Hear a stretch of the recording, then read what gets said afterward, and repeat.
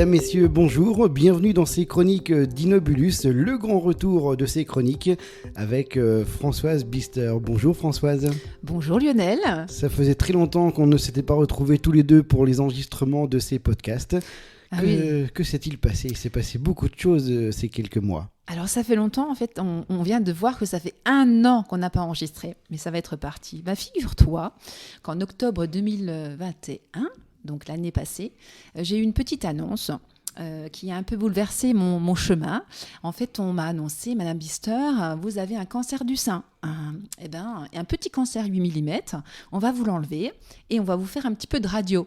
Donc tu vois, ça a changé un petit peu le truc. Et depuis là, il y a eu pas mal de choses. Je vais très bien et je suis prête à reprendre le chemin, mais avec encore plus de force. Parce que quand on m'a annoncé que j'avais ce crabouille-fripouille... C'est quoi ce petit crabouille-fripouille ? Tu sais, le cancer, on l'appelle le crabe. Et moi, j'ai décidé d'en rire, quoi. J'ai décidé de changer d'angle et ce sera le crabouille-fripouille. Donc, je l'ai. Mais j'ai décidé, quand on m'a annoncé, de me battre et d'être plus fort que lui. Alors toi, Françoise, qui est dans toutes les politiques de changement, qui aime cette thématique du changement, tu penses que cette annonce a été pour toi une opportunité de changer ? Ah oui, en fait, j'ai vraiment eu envie de réinventer un petit peu ma vie, d'y donner plus de sens, même si tu sais que je travaille sur l'humain, mettre l'humain au cœur du process. Donc, il y avait déjà beaucoup de sens, mais là... mettre au profit de toutes ces femmes que je pourrais rencontrer, accompagner à se réinventer, c'est vraiment une belle bulle de sens. Tu as mené plusieurs actions et la première de ces actions, c'est d'écrire un livre. Oui, alors quand ça m'est arrivé, ça fait très très longtemps que je voulais écrire un livre et j'ai osé. Tu vois, le cancer, ce petit crabouille-fripouille m'a permis d'oser écrire. Et donc j'écris mon livre, mon histoire, avec toute humilité et simplicité, qui paraîtra donc sur Kindle Amazon en fait en juillet et en septembre en format papier. D'accord, donc on pourra l'acheter en version, un vrai livre. Oui, ce sera une bulle pour se réinventer. D'accord, le livre est terminé alors là ? Alors il est encore en relecture, oui. mais en tout cas, il va bientôt sortir. D'accord, il y aura d'autres livres qui sortiront plus tard ? Oui, je pense qu'il y aura toute une série, notamment le prochain sera l'après-cancer, parce que là vous allez vraiment découvrir mon parcours, mais après il y aura l'après-cancer avec plein de conseils, et toujours avec du rire, de l'humour, et c'est des moments de plaisir, quoi.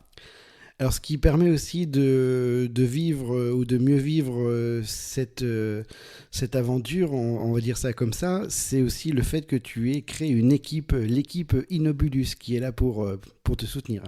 Oui, l'équipe Inobulus, c'est toutes les personnes qui sont sur mon parcours et qui vont participer à des événements. Parce que du coup, j'ai décidé de créer des événements, des rencontres d'intelligence collective autour de ce thème. D'accord. Quel type de rencontre ?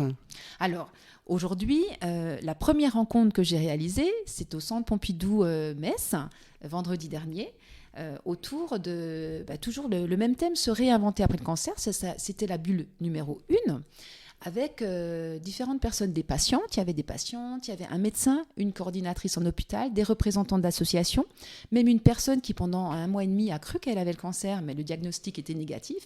Vraiment une diversité de personnes pour réfléchir ensemble sur le réinventer après le cancer. Donc un atelier au Centre Pompidou, pourquoi ce lieu ? Alors, en ce moment, il y a une exposition qui est magnifique, l'art d'apprendre. Et j'ai vu cette exposition il y a à peu près 2 mois avec une amie, Isabelle, et mon compagnon, mes enfants. Et j'ai vu cette œuvre qui était en fait constituée de sacs de sable colorés, mis ensemble et qui forment en fait un cercle où tu peux t'asseoir. Voilà. Et c'est Dan Peterman, un Américain, qui a créé cette œuvre.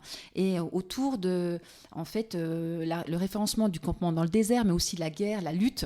Et quand j'ai ressenti, je me suis dit, c'est là que je veux faire mon premier atelier. D'accord. Et alors, ça s'est passé bien ? Ah oui, alors déjà, j'ai osé demander au Centre Pompidou-Metz, quand même, qui est une institution. Ils ont accepté, donc ça, c'est super, je les en remercie. Et par mon réseau, j'ai trouvé vraiment toutes ces personnes. Donc, elles ont été accueillies dans ce cercle, bien entendu, avec bienveillance. Et on a partagé des anecdotes autour du parcours. Et tu vois, par exemple, Stéphanie parlait de sa perruque quand elle avait la chimio. Elle en rigolait avec ses enfants parce que quand la porte, ça sonnait à la porte, le facteur sonnait, elle mettait sa perruque, elle la mettait mal, mais les enfants rigolaient, tu vois, des moments de plaisir. Voilà, tout. Donc on a travaillé sur les anecdotes, Et puis, on a travaillé aussi sur le ensemble. Parce que dans un moment d'épreuve, cancer ou autre épreuve, le ensemble est très important. C'est vraiment quelque chose que j'ai découvert. Et on a partagé des exemples d'ensemble. D'accord. Tu veux que je t'en raconte ? Moi, je suis très à l'affût, puis on a encore un petit peu le temps. Donc, si tu as d'autres anecdotes, il n'y a aucun problème. On est tout à l'écoute, Françoise. Par rapport au ensemble, ce qui m'a touchée, il y avait Christelle et Violetta qui sont venues toutes les deux à l'atelier et qui se sont rencontrées au moment de leur chimio. Et ça a été la création d'une amitié, elles ne se quittent plus. C'était vraiment, tu vois, parce que j'ai demandé la petite étincelle de la rencontre magique dans votre parcours. Violetta avait mis Christelle, Christelle avait mis Violetta. Ça, c'était magique. Moi, personnellement, j'ai posé Alexandrine qui était présente, on s'est juste parlé au téléphone, mais elle m'a rassurée sur mon opération parce qu'elle connaissait le lieu, les médecins. Donc ça a été un peu magique. Après, il y a eu vraiment aussi une valorisation des Dames de Cœur, qui est l'association de Thionville.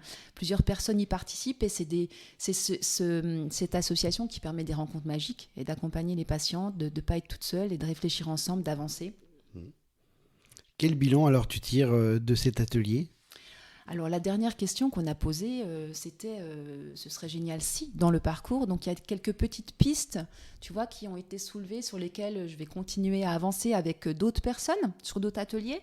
Mais l'après-cancer est très important, c'est-à-dire qu'on est dans un dispositif où on est accompagné par le corps médical, et puis tout d'un coup, tout s'arrête, tu reprends ta vie normale, sauf que tu n'es plus normal. Quand on a un cancer, on n'est plus le même.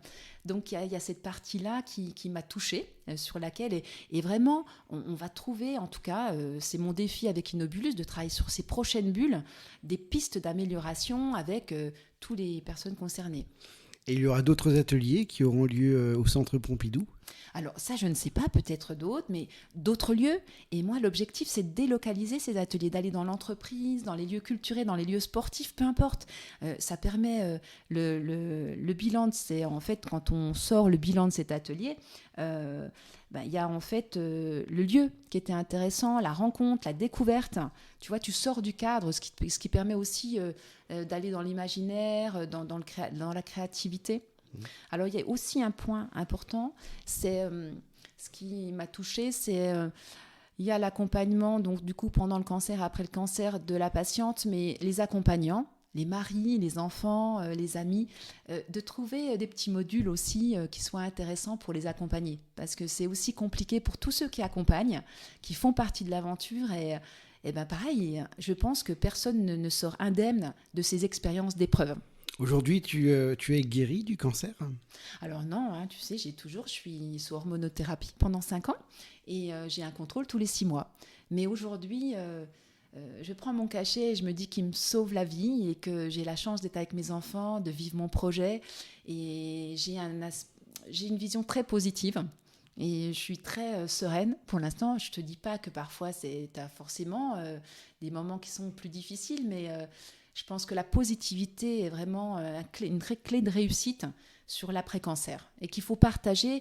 Et tout ce que je fais, là, mon livre, mes ateliers, c'est pour montrer les filles, là, c'est possible. Tous ceux qui ont une épreuve, on peut s'en sortir, quoi. D'accord. On va rappeler une dernière fois avant de finir ce podcast, le livre qui va sortir très bientôt sur la plateforme d'Amazon et bientôt en vrai livre, en physique. Comment s'appellera ce livre ? Alors, des bulles pour se réinventer, parce que vous allez voir que dans mon ouvrage, je parle de bulles.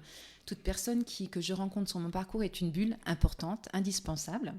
Alors, ceux qui souhaitent vraiment savoir connaître toutes les actions que nous menons, je vous conseille d'aller sur notre site internet, donc inobulus.com, et là, vous avez en fait une entreprise engagée et toutes nos actions qui vont en faveur de l'après-cancer et vous pouvez vous inscrire à la newsletter pour être informé de nos ateliers, de nos podcasts. Nous sommes présents sur toutes les plateformes de podcasts, présentes sur les réseaux sociaux, donc Facebook, LinkedIn, Instagram. On compte sur vous donc pour la suite et on va suivre ça évidemment à travers d'autres podcasts. C'était le 7e podcast, le 8e, on l'enregistrera très bientôt. Merci beaucoup Françoise. Merci Lionel. À bientôt. À bientôt.